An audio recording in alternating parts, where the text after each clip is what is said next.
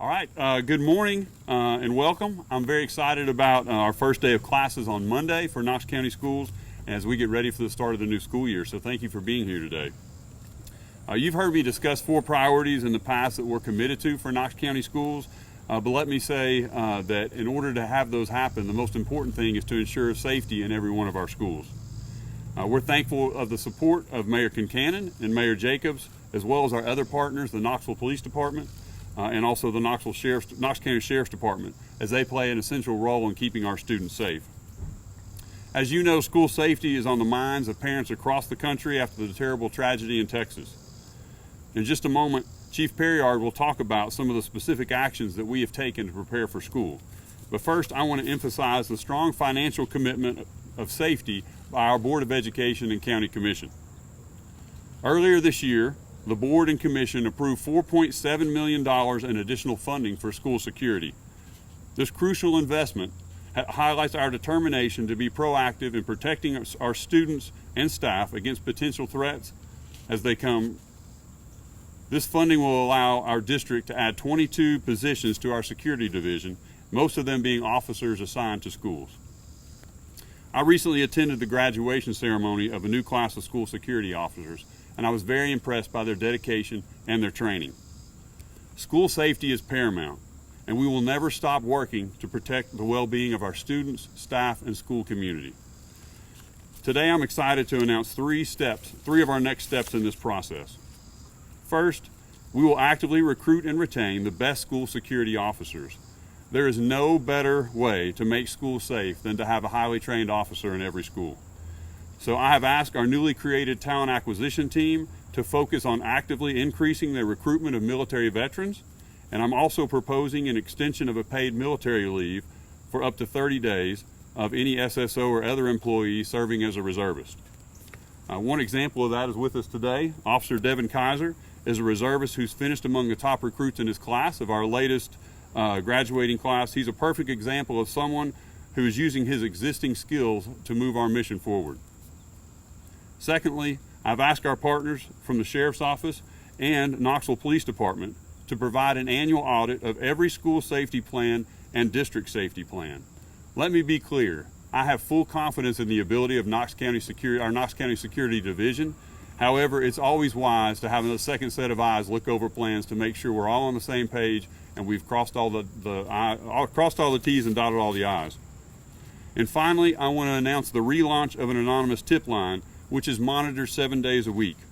This will allow students, teachers, family members, and community members to pass along any safety concerns or tips. You simply text the word Knox Schools and the message to 274-637. Again, that is text the word Knox Schools and the message line is 274-637. I'm thankful for each of our security officers and for Chief Perriard and his leadership. With that, I'll invite Chief Perriard to talk about specific steps we're taking for this year. Thank you, Superintendent. Good morning, everybody. First, I wanted to thank my partners, Sheriff Spangler and Chief Noel, for their steadfast partnership. Our departments are working closer than ever, and that's due to the focus of effort of these 2 leaders. We have never done more things together, cross-trained, deconflicted information. We're talking on a daily basis sometimes, and I'm very confident that with the relationships we've built between our departments, we should have no problem facing a lot of the threats that are out there. And I'm just really happy to have them here today. Some of the upgrades that I wanted to talk about, obviously I can't talk about everything that we're going to be doing over the next year and a half, but phase 2 of our operation of reorganization and modernization includes upgraded body cameras. It's very important to me for transparency to have all of our officers have body cameras so that everything is open to scrutiny. We have nothing to hide. We want to make sure that the folks know that we're honest brokers out there and that there's no way to tamper with the new systems and things like that. So we're really excited about that.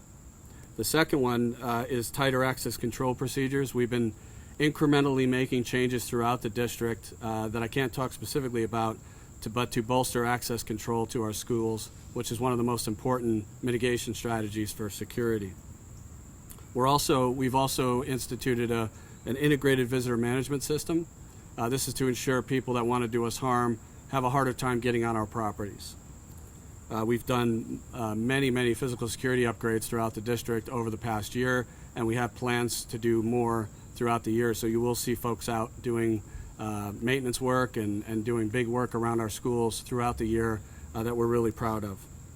We've also upgraded our video surveillance capabilities. We believe keeping eyes and ears on all of our schools is very important, and these systems will ensure that we don't miss those really nuanced threats that might occur around the periphery of our schools. Finally, I talked at the board meeting about our data management systems. We are modernizing our systems to ensure that they are CGIS applicable and have NIBRS compliancy, so that all of our data is shareable instantly and aggregated, and that way we can help our partners keep us safer. So we're really excited about those systems. We're also going to be launching some new platforms. Aside from the tip line, we're going to be actually launching app-based systems that parents and students can tie into for anonymous tip reporting. We want to make sure that there's every line of communication open for anyone to share any information they feel might be dangerous to our schools and our students. With that, I'd like to since it's a little warm out here, I want to turn this over and introduce the Sheriff of Knox County, Sheriff Tom Spangler. Thank you, Chief. Here we go again. Thank you all for being here today. It's an honor to be here, and it's also an honor to stand with these gentlemen here today, giving our support for each other as well, but to make sure that our children across Knox County are safe and continue to do so. A lot of things, as Chief just mentioned a while ago, that he can't go into details. There's a lot of things that we're not going to go into details for obvious reasons of what we are doing to make sure that we keep our schools safe. So, with that being said, for me, it's a privilege to have our deputies assisting and helping within our school system and our school district. This is, I think, for all parents, that's their number one concern right now, and we want to make sure that it stays that way. So we'll continue doing those things, and our partnership with each other is paramount, to make sure that we're in contact with each other as well, to make sure that if we have any issues or we have concerns, that we're sitting down at the table and making sure we work those out. But thank you all for being here today. I want to be very brief. As he said, it's warm out here, so I'm going to turn it over and introduce Chief Noel from Knoxville Police Department. Thank you, Sheriff. School safety is of the utmost importance. Students and teachers deserve a safe and healthy learning environments. And from a law enforcement perspective, we have a duty to ensure that students, faculty, and staff are protected while going to school and also coming to school and leaving school as well. For the first 2 weeks of the school year, Knoxville police officers will be in as many school zones as possible, enforcing school zone speeding and also reminding drivers to slow down and being as visible as possible in those school zones. Please remember to slow down, give school buses extra room when they're dropping off kids and picking up kids, and put away any distractions such as cell phones and other distractions which could cause you to become an accident, especially when you're in a school zone. We will have 26 school crossing guards across 20 schools, including all of our elementary schools and Bearden Middle School as well. So please look out for those crossing guards. They're going to be helping kids cross the street as they're going to and from school. Please be on the lookout for them and please obey their instructions. Beyond school zone traffic, I want to ensure our parents that the Knoxville Police Department is ready to respond in the event of a crisis. We have 11 trained school resource officers that will be in our schools. They'll be ready to respond, but they're also will be working with kids in mentorship roles and other positive roles as well. But just remember also, we will be there to respond in the event of a crisis. Earlier this week, our school resource officers conducted an in-depth active shooter training drill with the Sheriff's Department and with school security, so we're ready to respond if needed. In addition to those resources we have allocated to the schools, we know that all of our police officers on patrol are never far away if needed, to respond in the event of a crisis. I'd like to thank our partners at the Knox County Schools and the Knox County Sheriff's Office. We look forward to having a very productive school year. And I'm going to turn it back over to the superintendent to close out our press conference.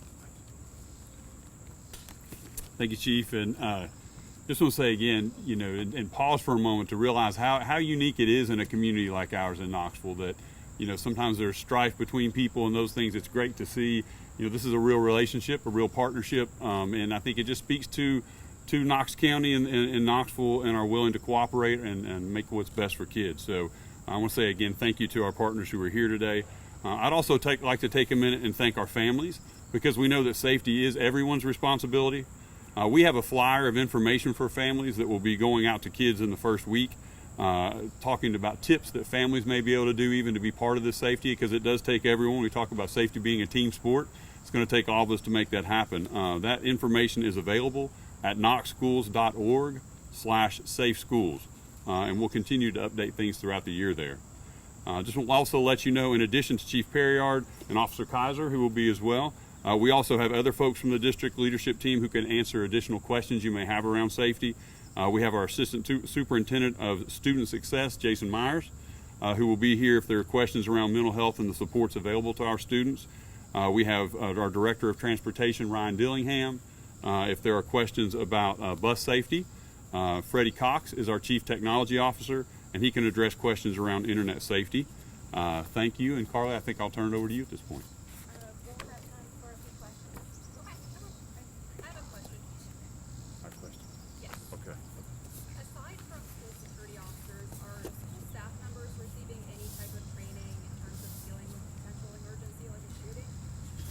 I want to turn that over to, we got a couple things. I'm going to let Chief Perriard take that on, and if we need to, we can bring in Jason or someone we need to.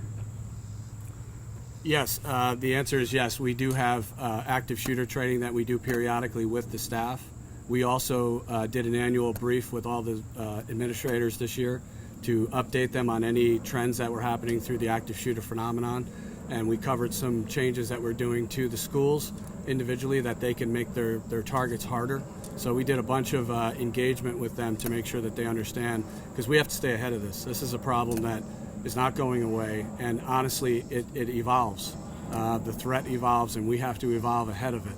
And I've always said that proactive approach is what we're going to continue to do and what I pledge to do for the Knox County schools. I have a question. Thank you. I think this is for Chief Noel. Wanted to see if, I think you mentioned 11 SROs in schools. Is that number higher or lower than usual? And could you just talk a little bit more about the need for SROs within KCS? That's the same number of school resource officers we had last year, and it's, our school resource officers are in our schools to not only provide protection in event of a crisis, but really also to try to have as many positive encounters with students as well. Mentorship, there's a lot of roles there that have positive relationships and meaningful impact on our kids in school. So that's the main purpose of our SROs. How many open SRO, SSO jobs are there across the district? Can you speak to the need for that? Yeah, we were just talking about it. I won't speak to direct numbers, but we're all looking for people that are high conscientiousness, sense of duty. We do have some. We actually just deployed 19 out of the summer academy, so we're really proud of that. That's one of the bigger academies, and we are starting with the largest number of school security officers this year ever.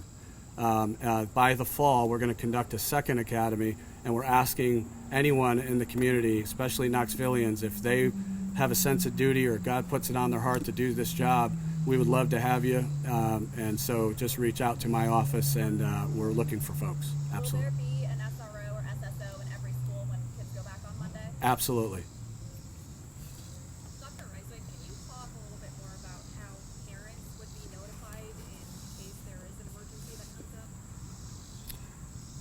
Sure, we typically do that. I mean, there's kind of a whole line of things that go into effect when that happens. I mean, our first thing is to secure the site, right, and have students be as safe as possible and make sure the proper folks are identified. And we won't always be accurate in the information that we give out. So typically we do that through the school at that point and have the principal and the leadership involved in that.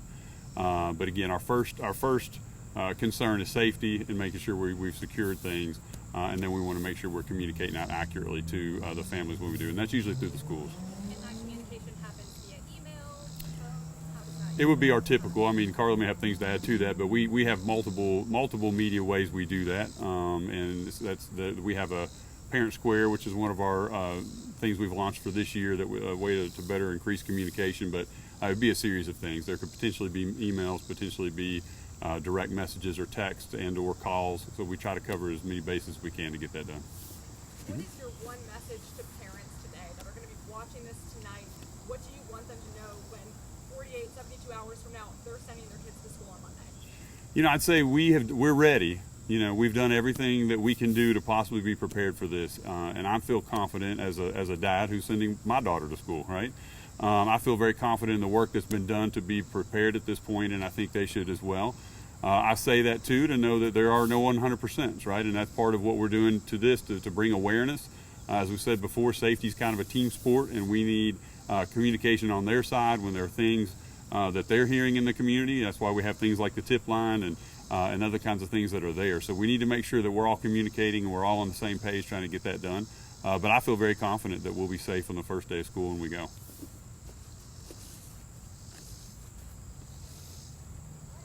All right, thank you all for coming. Appreciate it.